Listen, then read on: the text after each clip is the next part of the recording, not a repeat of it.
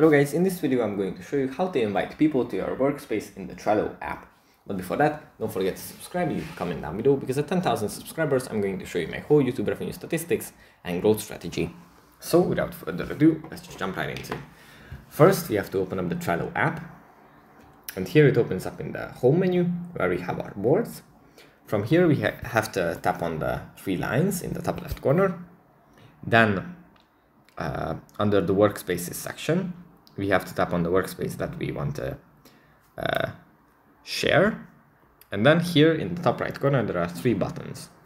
If you tap on this, then we can invite people to our workspace by tapping the invite button.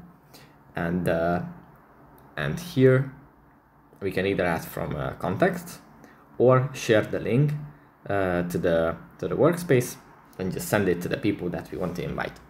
So that's pretty much it for this video. Hope it was helpful for you guys, and I'll see you in the next one.